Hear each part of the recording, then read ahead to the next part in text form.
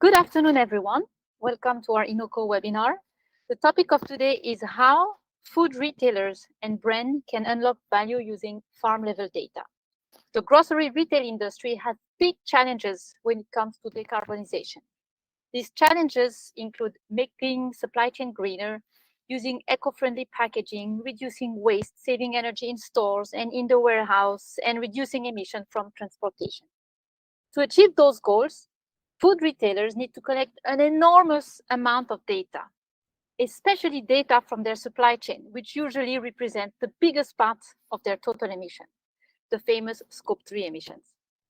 There is no way to reduce your Scope 3 emission in the long term if you are not gathering data in a granular way, at ingredient level and at farm level. So if you are a food retailer or a brand listening to me right now, and you're working with hundreds or thousands of different suppliers, you may wonder how it is even possible to gather so many data from so many different suppliers. So to address these exact questions, the challenge around it and the solutions, I'm very pleased to introduce our two speakers of today.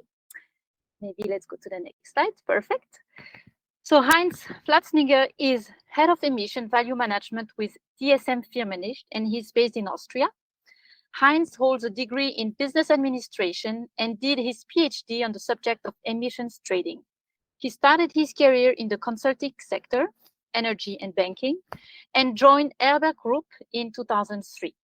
From 2010 to 2020, Heinz was a member of their executive board before joining in 2020 the global sustainability team of DSM to help the food industry and its stakeholders towards a more sustainable food production. Our second speaker is Markus Linder, CEO and founder of Inoco. He's an impact entrepreneur, impact investor, founder and keynote speaker with a rich experience spanning over 15 years in the startup scene. He founded his first startup, Zoo, in 2006. Under his leadership, Zoo rapidly scaled to become a global market leader, securing over $200 million in venture capital. Recently, Marcus has redirected his focus towards addressing some of the most pressing challenges of our time, the biodiversity and the climate crisis. In 2020, he founded his second venture, Inoco, a retail solution designed to help grocery retailers, F&B brands, and food suppliers in assessing and communicating the impact of their food product across the entire value chain. Welcome, Marcus, and welcome, Heinz. I'm very pleased to have you here today for this interesting topic. Before we dive in the topic, let's have maybe a quick look on the agenda. Yes, so Heinz will start by sharing insights, how DSM Firmenich is working to gather farm-level data and how they can help food companies to overcome the complexity and the challenges of data collection at farm level.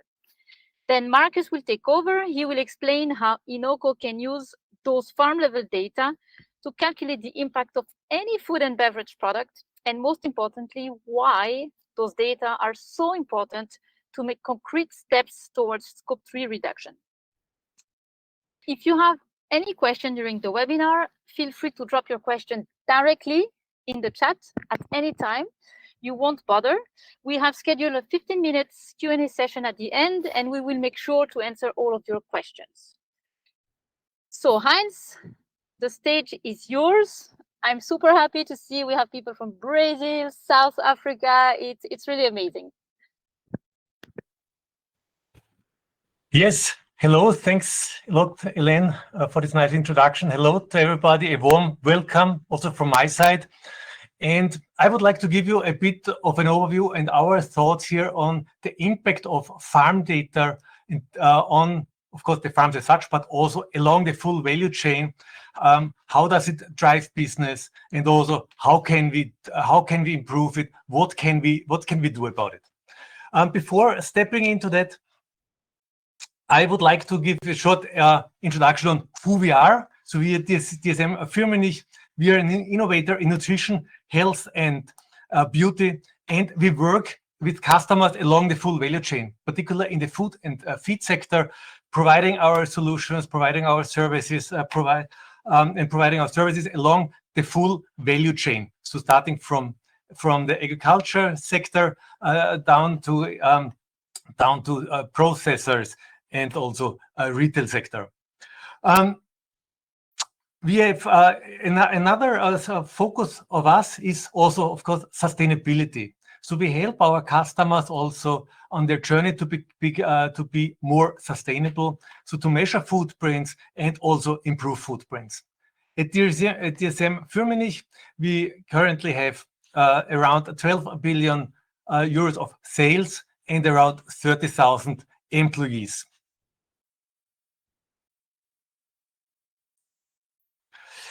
When we talk about sustainability, everybody's talking about it, right? Nowadays, if you look at the homepage, at strategies, mission, vision statement, everybody's talking about sustainability. Nobody can live without it.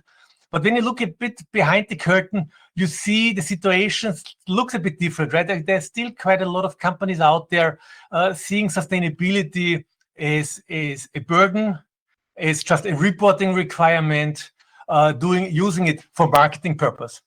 But what we've been observing over the last years was that sustainability really gets a tangible value. It's now more and more a business driver. So a way just meeting the minimum requirements, really about driving businesses and driving business models. And here we listed some examples here how it drives business.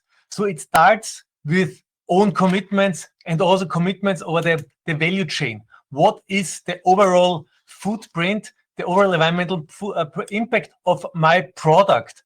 This of course ends up, and this has a big impact on my own reputation. You can always see about articles in the press about companies doing a better job and some who have some issues to communicate it properly. The second one is also consumers and eco-label. So more and more consumers are taking their decisions based on sustainability considerations.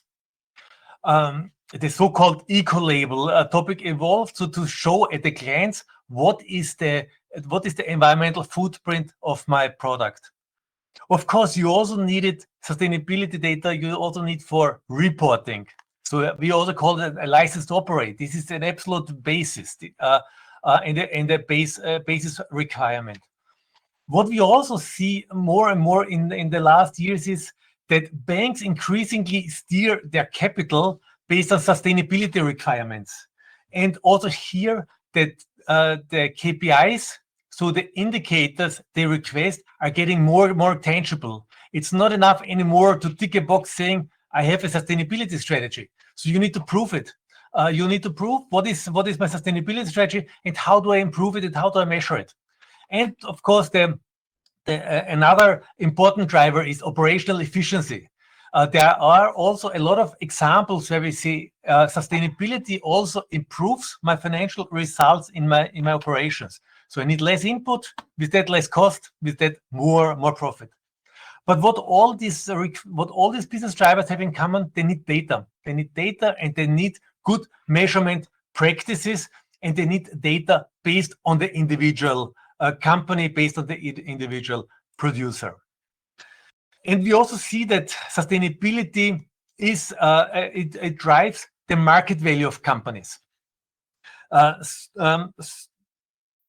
So we see here in a lot of, as we said, a lot of companies base their decision based on sustainability criteria. And in some segments, we can even see price premium for sustainability related or products with a lower footprint, with sustainably produced products. Secondly, also we see the market share is growing of sustainability marketed products. So they show a higher growth rate than products with no sustainability claims. But what you all need for that is credible data. You need credible data for the producers to really prove that this is true, because no consumer would base any decision on that if they cannot rely on that it's not just a marketing claim, that this is really true. And when we look at sustainability, we have to look at the whole supply chain, this so-called scope 3 emissions.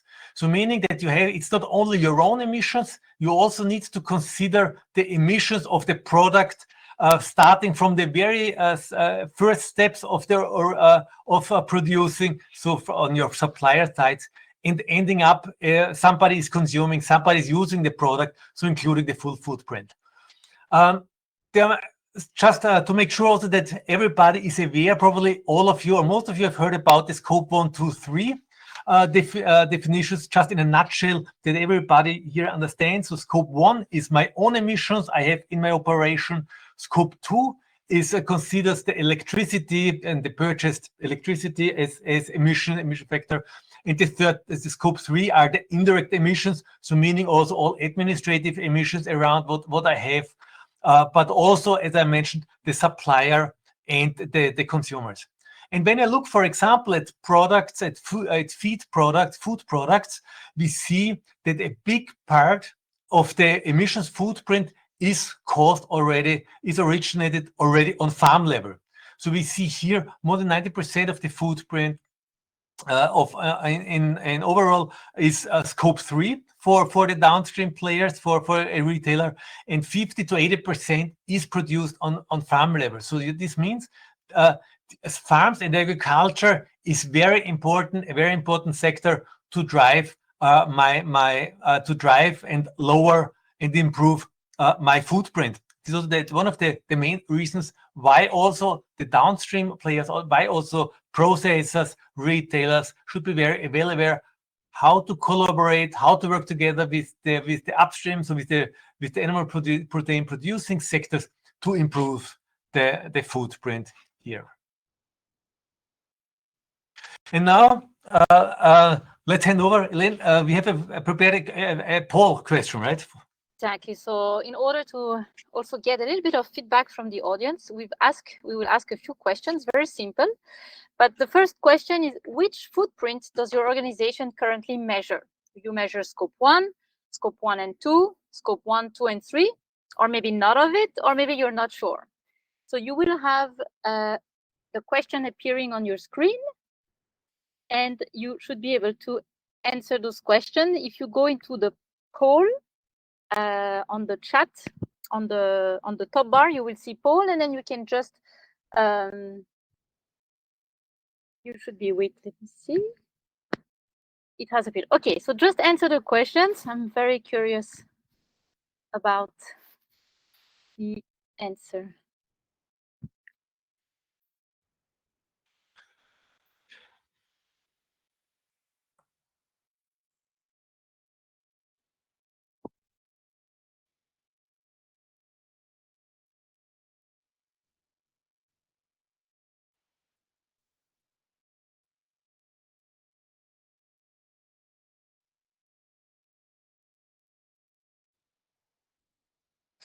Okay, so I mean, just sharing a little bit the result. So most of you actually, quite impressive, are calculating scope 1, 2, and 3. And then the next one is scope 1 and 2. So quite interesting. And we have a few people here who are not sure. We are more than happy to help you and guide you on this one. Yes. Great. And this is a typical picture also of what we see in the past. If you've done this poll probably 2 years ago, I would assume here probably there would be much more focus here still on scope 1 and 2. And we see here that scope 3 is gaining importance now. It has received importance over the last years, in particular to measure. The question now is, first of all, why to measure, right? What is the added value we get? And secondly, also how to measure. And here I would like to share some thoughts how we approach it. Why to measure? Why is the animal protein? Why is the footprint very important on farm level? So as we said, a big part, 50 to 80%, is coming from feed and farm management for animal protein products. And here you see an example. We did a trial in one region and with 18 farms. And you see here a big difference between the high and the low. Number 1 is with the lowest footprint, and number 18 is the one with the highest footprint. So you see already a factor of 2 between the high and the low. And what you also see is a big variation is coming from the feed. So how you feed the animals has a big impact. It's a big volatility there. And this has also a lot of to do with how efficiently what kind of products you use, how efficiently do you feed, what is your sourcing strategy also for feed, etc., etc. What is also interesting there, when a lot is being talked about solar panels, about energy supply. When you look at these productions and about here this about farming, for example, the energy as such energy supply has not a big impact. It has some impact, but the biggest driver is feed, it's manure management, is farm management. So it's all, and the second statement is also here. You see quite some deviation from the average. So some are well above, some are well below the average. And when you think about taking a decision based on averages, I give you the following example. When you go to a bank and ask for a loan, you will be always asked for your own financial credential. No banker would give you a loan based on how is the industry is doing, what is the average. And this is the same here. There's quite some big deviations. So you need here also for these kind of decisions, you need your own data. You need primary data.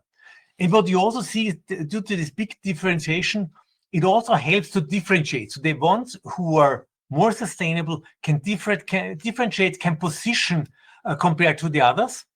And for those who are on the lower end, it gives them some possibility to improve. Because if you only measure based on average data, how can you improve your footprint? It's not possible because you're always only using using averages.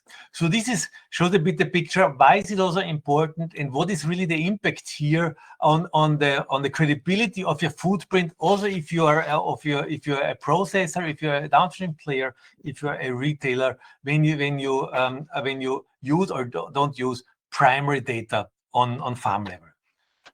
We have here also another, the question is, we saw now the big impact of the farm data, but also the question is, what's the potential to improve? I mentioned beforehand to improve the data, and we see here, for example, in the dairy sector, we see here a potential to improve around 1/3, around 37% to improve the animal, the footprint.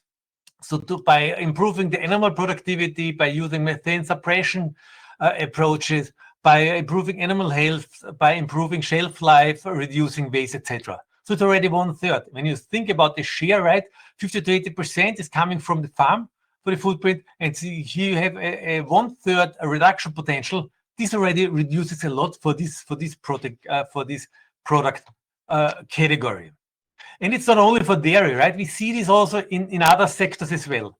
So we see it also in pigs, poultry. You see also between 20 and 30% is possible. For example, by using different sourcing strategies. A big impact is where do my products come from? Do I have a long transportation? Is a lot of land use change involved in that? So when we think, for example, products which are imported from Brazil.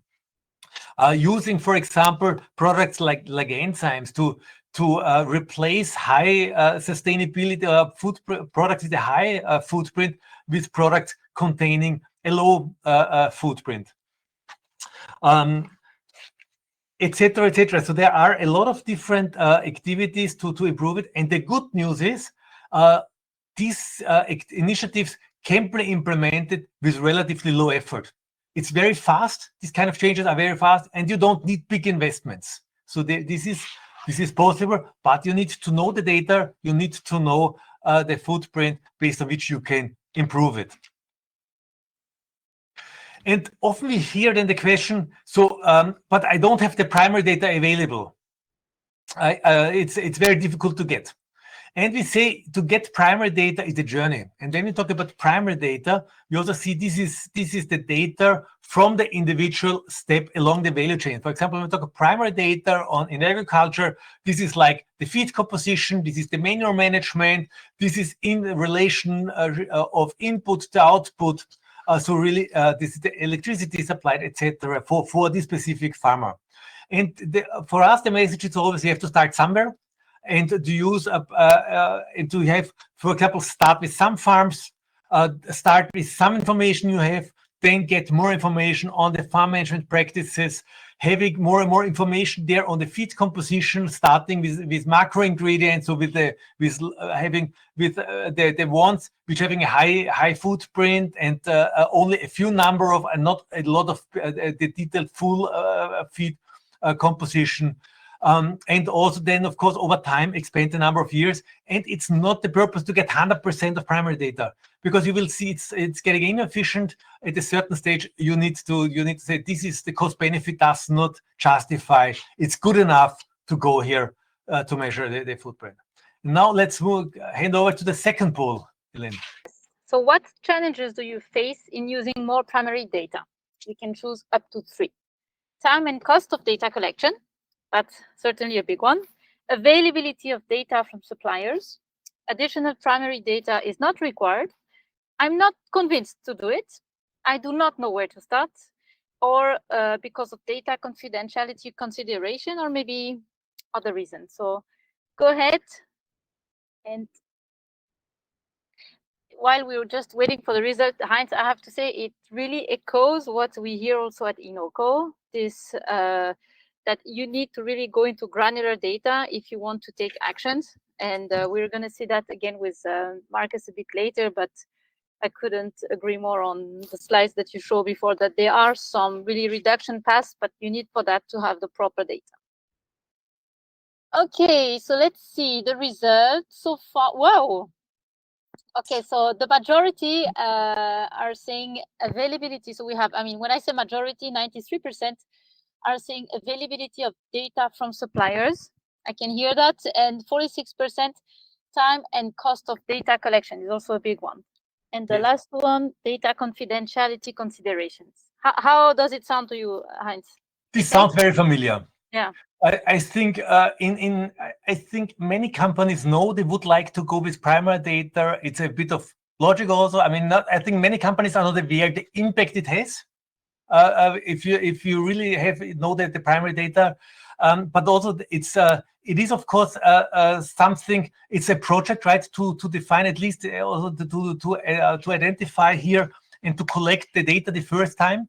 But then it also gets a routine process over time, right? Once the process in place, and what is also important there, that it's included in the processes, in the standard processes, that it does not become a one-time exercise. That you need approaches, you need tools that you can continuously do it. Only then you get the value out of that. But exactly that, the time and cost of data collection, availability, data of suppliers, this is usually what we hear, right? And here we have also some thoughts here how we can address this. And this is now exactly the segue here to how to motivate, how to get the data. And what we see is the criteria number 1. This is the one which is a must-have. So there is no compromise about it. It must come at low effort, and data confidentiality needs to be ensured. So it must be so people, so that the farmers, the players in the value chain, they must be absolutely certain that the data are used for the right purpose and that it cannot be misused, and they have control over the data. What we also see here, but what are benefits also for farmers to offer, and we see also in our discussions with along the value chain, that also the footprint per se also has a benefit for farmers. They can use it also for themselves. Often they get it then for free because the downstream player supports them with the approaches, with the tools, and it also gives the farmer optimization potential. So it also highlights some possibilities to improve sustainability and also cost with that in some cases. It is also sometimes a part of the supplier selection, and also included in the purchasing price. So what we see, in particular, for example, in the dairy sector, there is some premium, there is something also put on some premium paid depending on sustainability criteria.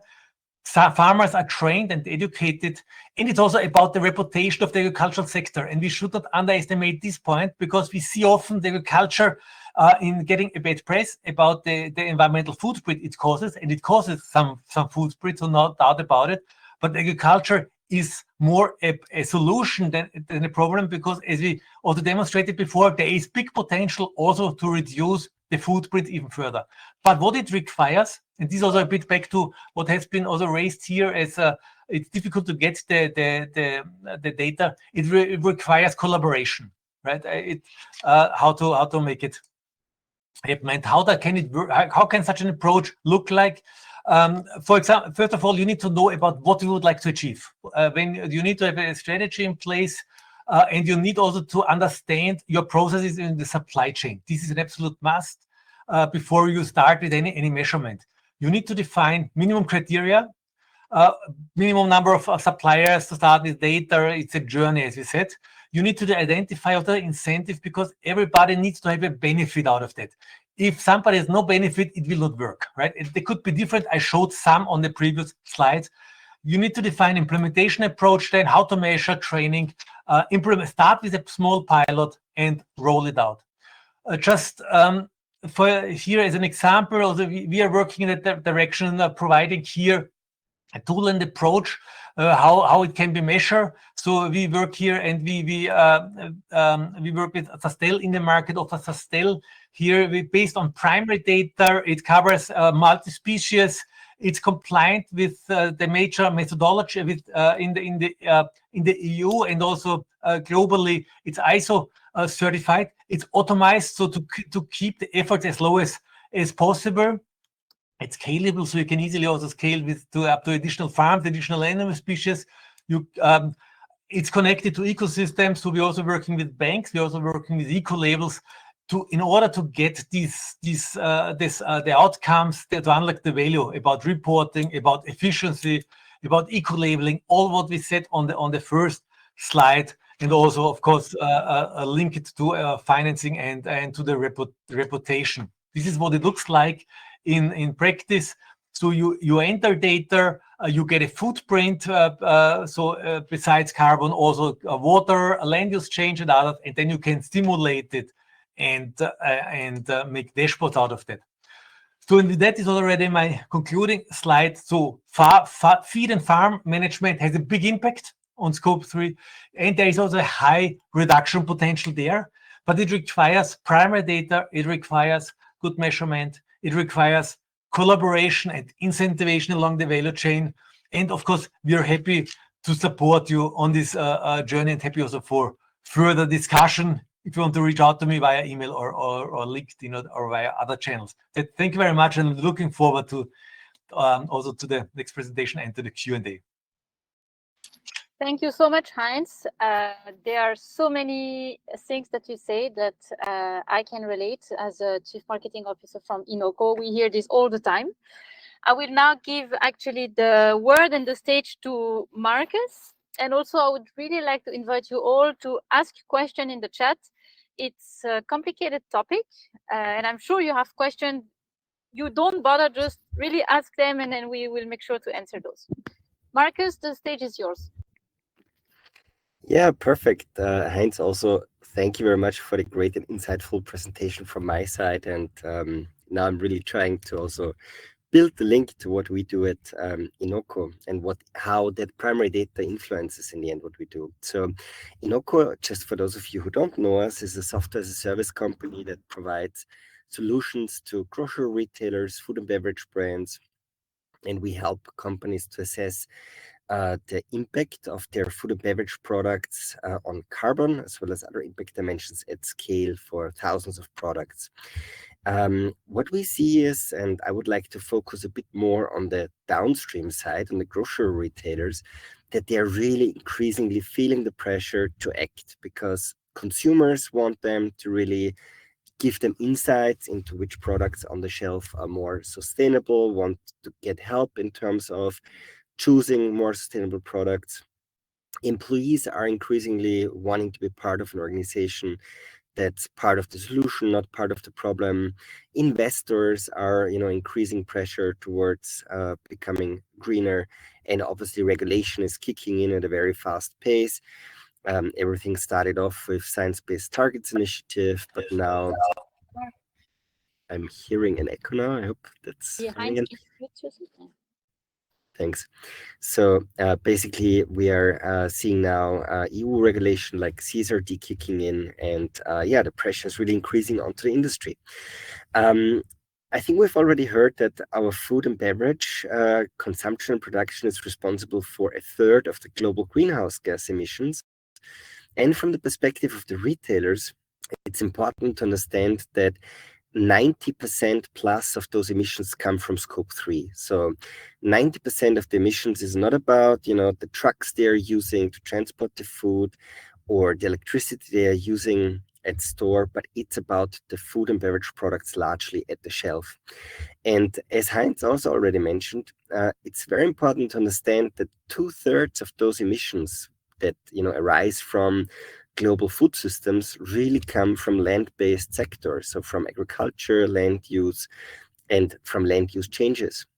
And this data clearly shows why it's really important to focus very much on what's going on at the farm stage to really be able to lower the scope 3 emissions of the retailers. But obviously, this is a very challenging, thing to do for retailers because they have no scalable means for data collection. There's very limited resources available at the retailers, high level of uncertainty still, and also high variability in terms of the impact. So assessing the impact of food and beverage products is really, one of the most challenging categories in terms of the impact assessment overall.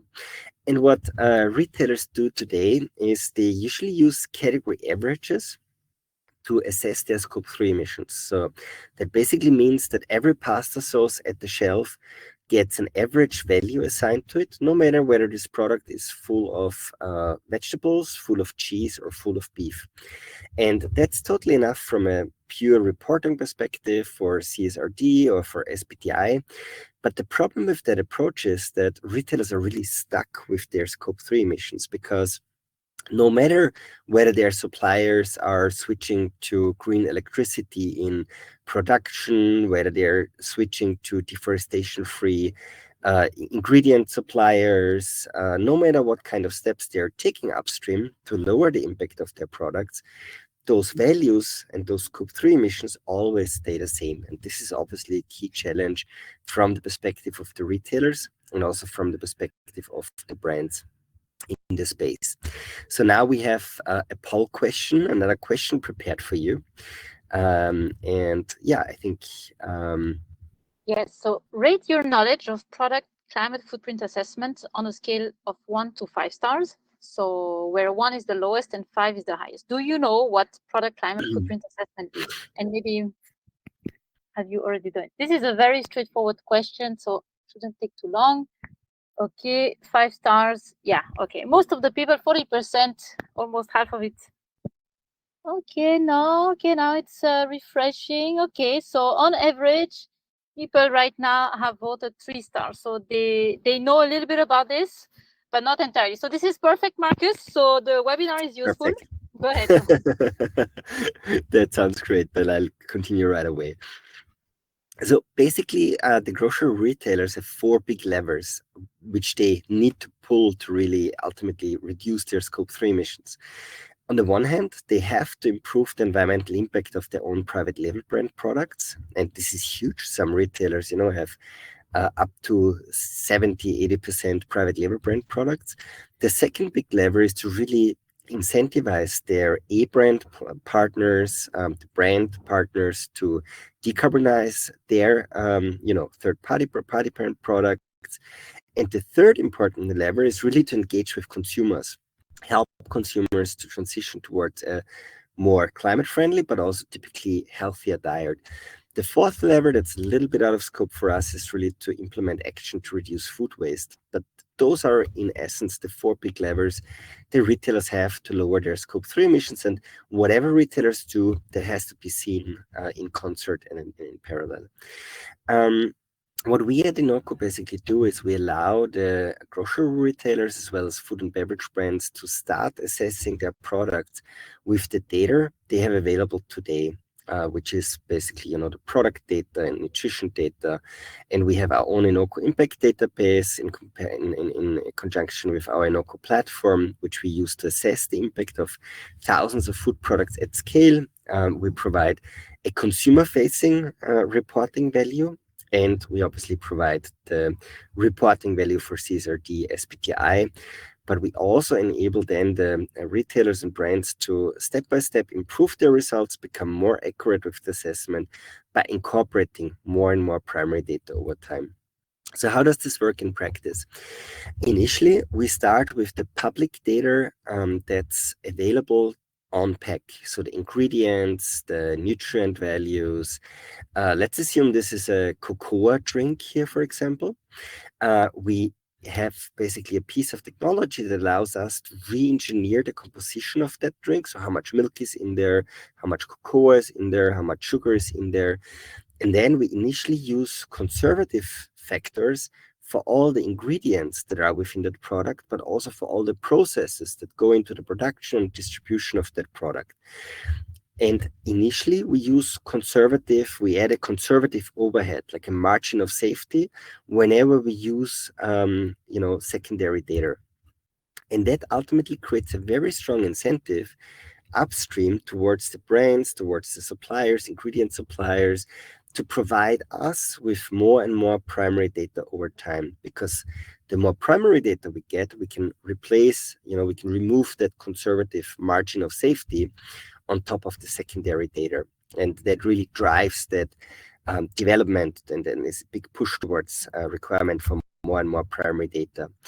And this typically over time leads to a situation where the communicated impact of a product gets lower over time and can reduce over time, because the more primary data we get, the more we can remove that margin of safety on top of it. So it's basically a methodology that allows us to assess the climate impact for thousands of private label brand and A-brand products at scale. We do so by taking ingredients, composition, and production processes into account, and the methodology creates that strong incentive for the producers to share more and more data over time. Here's an example from our own Inoco impact database, in this case for wheat and rice, where you can see that the impact of these commodities varies quite significantly from country to country. So with our Inoco impact database, we have built up a database that follows the IPCC guidelines, takes guidance from EU PEF, and we have a database that covers 160 agricultural raw crops across 200 territories and all relevant land and sea-based animals, for food products. It's a database of more than 10,000 raw products. If you combine that with the processed data, it's hundreds of thousands of data sets that we have. But as you can see, there is a big difference within, from country to country. But as you've seen earlier in the presentation of Heinz, even within a certain country, from farm to farm, the difference can be quite significant. So what we basically do with our methodology, we build kind of a slide that leads from not knowing where the ingredient comes from at all to then, in a second step, at least getting more data in terms of which countries is that ingredient sourced from, which allows us to remove parts of the margin of safety.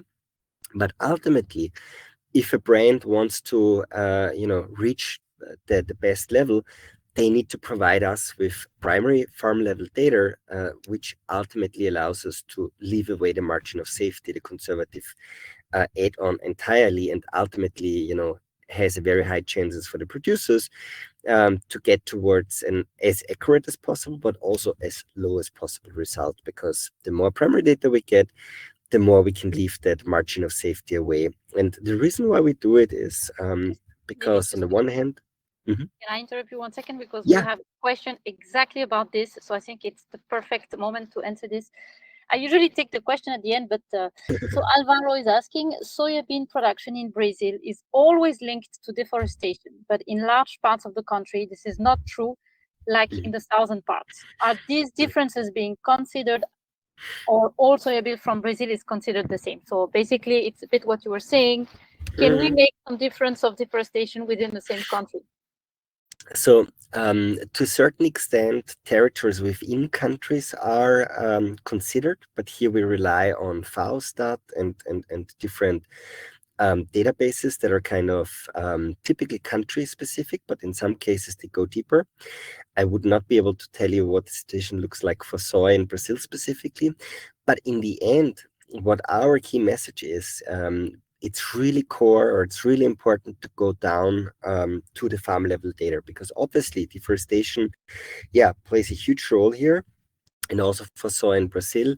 But in the end, it's about the combination of, how much fertilizer is being used, which fertilizer is being used, how much energy is being used to irrigate, and so on. And therefore, we really focus on the approach to go from, not knowing where an ingredient comes from to knowing the country or territory where the ingredient comes from, going down to the really farm level data, because this is ultimately where you then really get to granularity in the end. Yeah, but the reason why we use that conservative approach is really because we want to, if we would add average data, just kind of country average data, we would have the situation that we would overly positive represent the situation of a lot of products at the shelf, because we would rate it too well. And on the other hand, we would create even a disincentive for sharing or for investing into primary data, because a lot of producers would see the risk that by providing more and more primary data, they might be even worse off than based on the average data. Our approach obviously is following the full kind of life cycle from farm to disposal stage. And here is obviously key that what we basically, do and what we focus on is that we allow our customers to increasingly, step by step, take more and more primary data into account. And this is why, we're working with companies such as DSM Firmenich to ensure that over time, this farm level data can be really taken into account, because that's ultimately where we need to head as an industry. And we don't do that alone. We have co-initiated the European Sustainable Food Coalition, where also a lot of the leading farm level impact assessment providers are a member, like Greener, Cool Farm, CoolX, Clim, Improving. And here we are really working with those farm level impact assessment providers, but also with grocery retail members, food service provider members, brand members, and other important stakeholders towards aligning on methodologies, how the impact on the farm level has to be measured, and then how it can basically travel towards a solution such as ours across the supply chain. We focus on understanding the regulatory direction from the European Commission, develop, test, validate, and what we actually want to do is to provide important groundwork for a future sustainable food labeling framework. I would like to recommend an online event that we held here on April 17th, where it was organized by the European Sustainable Food Coalition, where speakers from MECO, DG Environment, DG Agri, Eurocommerce, Food Drink Europe, Wageningen University, and myself really delved deep into that topic. You can watch the recordings at esfcoalition.org, and we are also excited to welcome new members. So if you have food from a food brand, from a food retailer, or from the industry, check out the coalition and join us on that journey. What can organizations ultimately do with that data? Obviously, we as Inoco provide rich insights into the impact of specific food and beverage products. What's the impact of that cocoa drink? What's the impact of that hummus? Retailers can then communicate the impact to shoppers through labels on pack, digital on the website, on the app.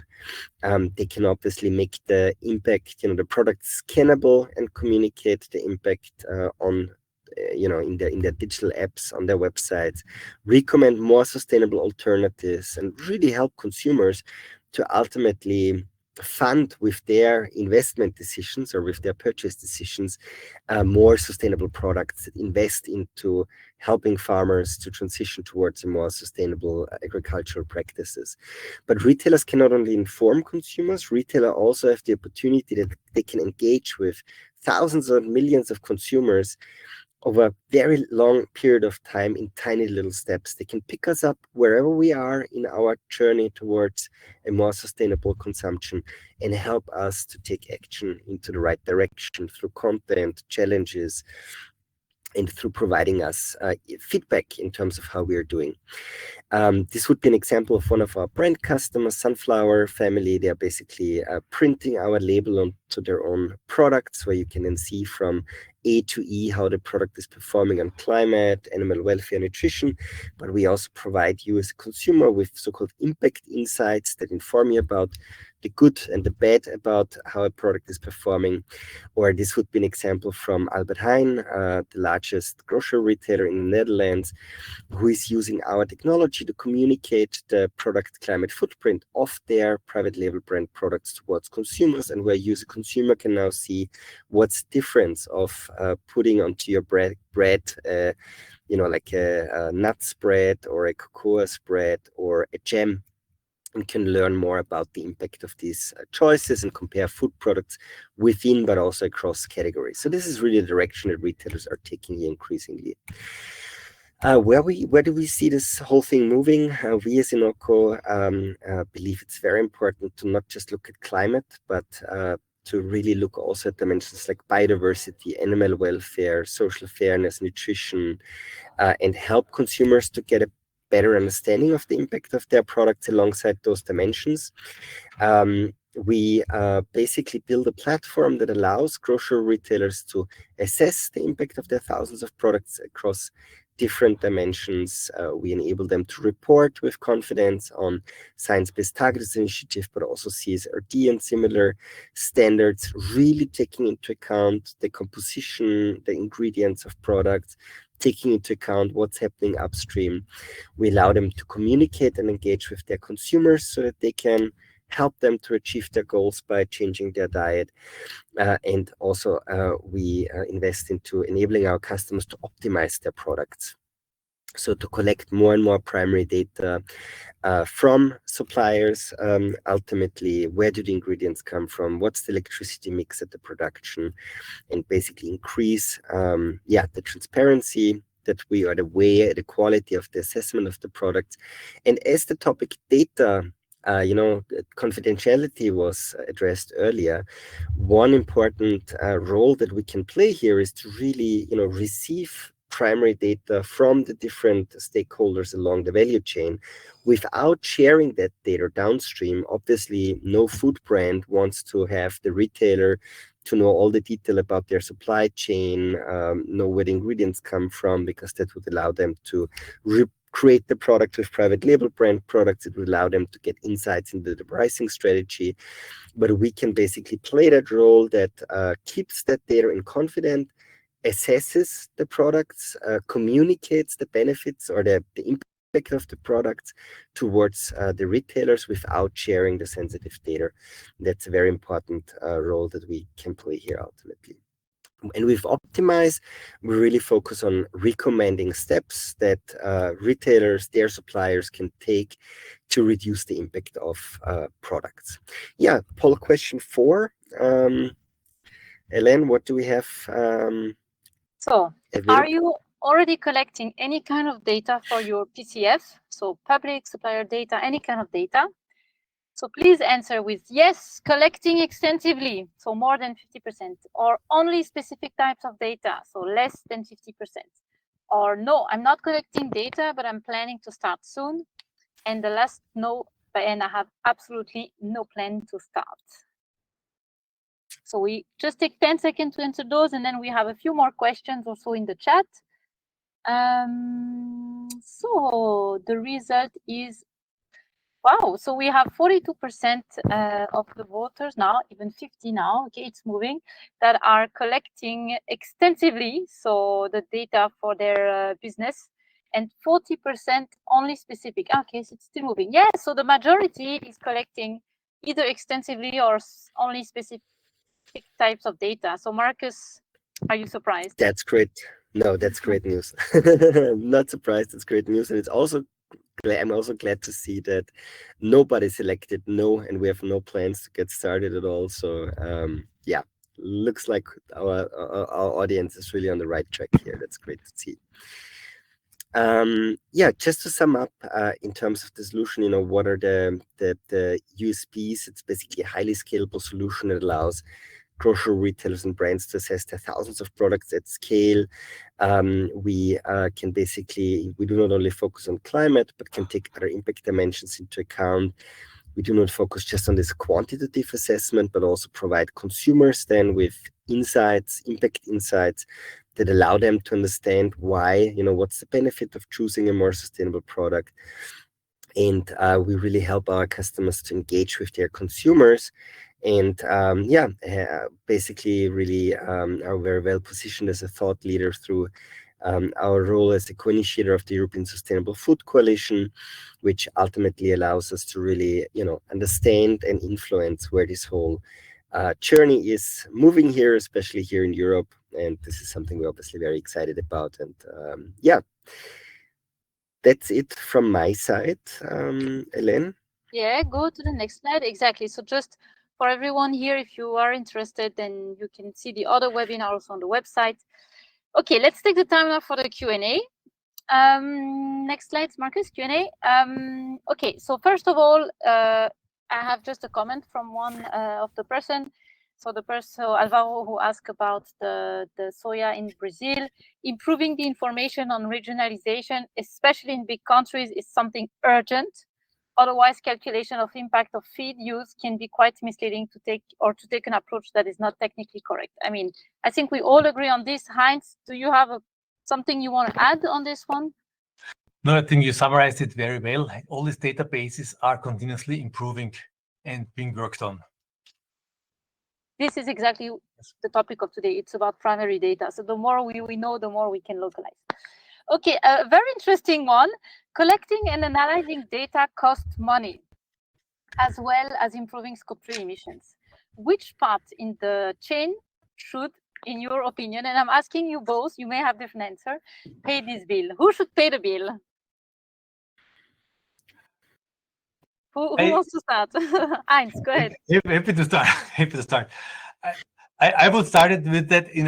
This is always the question, right? How to share the pains and the gains, right? We all know what we need, right? But how to share the pains and the gains? And I would say, first of all, it's a collaboration. It's not only an either or. And at the end, it must be clearly defined who's got the benefits, and those who's got and can harvest the benefits also needs to pay the bill. And it always depends on the business driver, and based on that, it should be defined. But again, it's a collaboration. And I think most importantly is about how does the supply chain work together. And there are multiple ways, as I showed also in one of my slides, how to incentivize the colleagues and the other partners along the value chain to motivate, to provide data. Because without motivation, you don't go anywhere. Yeah, I agree with you, Heinz, on that. I think there is a lot of gains in it for the farmers themselves in terms of getting better access to credit, getting better access to insurance down the road. We also, through the European Sustainable Food Coalition, are in conversations with the European Commission with regards to the next Common Agriculture Policy, the funding, for farmers. And we are definitely seeing encouraging signs to ultimately include more funding that's going towards farmers that invest into more sustainable agricultural practices. So there will be definitely also incentives from the government side. But in the long term, I think there is only two personas who are going to pay the bill. One are the consumers, and one is the government, which indirectly also is us as the consumers. I think that's something which in the end, in the long term, I think always will hold true. And to be able to really ensure that consumers can pay more in confidence for those brands who are investing into more sustainable agricultural practices on the ground, it's really key that we can communicate the benefit of, that in a scientific way, we can communicate the benefit of more sustainable products to consumers. And this is all then about, labeling, but also about providing the retailers the right data they need so that they can use their engagement channels, be it like their apps, be it their newsletters, be it their websites, to really convey the benefits of more sustainable products to consumers. And this is why this work that we are doing here around the coalition is so important, that we can really allow the data to travel towards the consumers based on a science-based methodology that in the end can also be understood by consumers. Okay, thank you. Next one. How long does it take to generate a farm footprint? I think this is more for Heinz. So just to generate a farm footprint takes a few hours, right? We could see it also from our practical experience with customers, 1 hour, 5 hours. This is relatively fast.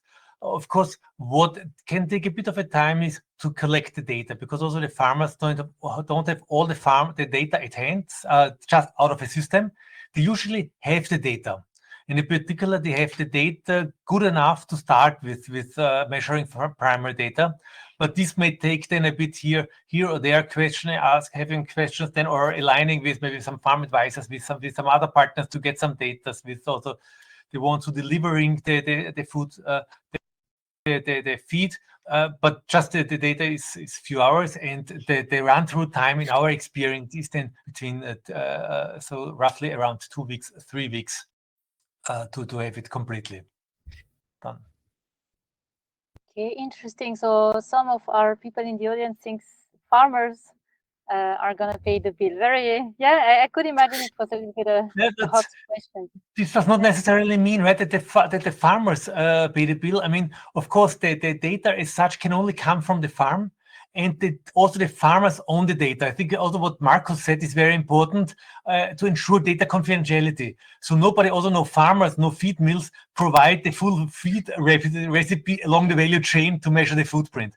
So what they usually, so you do it at your part of the value chain. So the farmer calculates their footprint, and they provide then the results downstream, right? So they don't openly share it. Who pays then for the overall measurement, right? For tools, a lot of there might be here or there some other efforts required. This is a different story, and we see also, for example, downstream player supporting the farmers, right? For example, in the dairy sector, where there is some premium also being paid based on sustainability criteria. You see banks issuing loans based on sustainability criteria. This is also a kind of way to pay for sustainability. Yes, I agree. So maybe the last questions. By the way, we have also put in the chat a survey. So if you have just 1 minute before you leave to tell us how the webinar was, would be amazing. But maybe the last question, maybe a bit more related to Marcus. So why is farm level data needed to reduce scope 3 emissions for retailers? And it goes together with the question of, it seems your platform needs quite some extensive data collection. Can I basically start a PCF assessment only with public data that are good enough for reporting, but also for scope 3 reduction? Exactly. Marcus, you have 3 minutes. Okay, that's the beauty of our platform, that we can start assessing products based on the data that retailers have available today. It's basically the data that you find within every advanced online shop of a retailer. But then at the same time, you can, and that's enough to start with reporting. But over time, through our methodology, we really create that incentive so that retailers and producers start digging deeper into primary data. And, like that's things like, what is the food waste about certain products, or what's the electricity mix at the retailer, what's the electricity mix in production, which country of origin do the ingredients come from. And that will help retailers to get a more accurate understanding, and also typically lower the impact from a consumer communication perspective. from a reporting perspective, we don't add that margin of safety. We just take the average data here in the end. And why is it important? Why is farm level data in the end needed to reduce Scope 3 emissions? I mean, we have seen that 2/3 of the impact of food products actually come from the farm level, and based on secondary data, retailers are stuck in the end. So they really need to invest into building up a supply chain where data is being shared, where there is progress made within the supply chain, which is not just important from a carbon reporting perspective, but which is going to be really crucial also from resilience perspective. By helping their own supply chain to transition towards more regenerative agricultural practices, retailers and their brands and producers can ultimately really build a more resilient supply chain where they reduce their risks, that they have very fluctuating prices, that they don't get the produce they need due to severe weather events, droughts, and so on. So it's a great opportunity to also invest into a more resilient supply chain, while at the same time being able to prove a reduction in terms of Scope 3 emissions. Perfect. We're perfect on time. Thank you all. Thank you also for all of you for your questions and answering the polls. It was really interesting. Next slide, maybe Marcus. We have our contact on the next slide, so you can feel free to contact us, drop us an email, and yes, have a lovely end of the afternoon. Bye, Thank everyone. you, everyone. Bye. Thank you. Bye.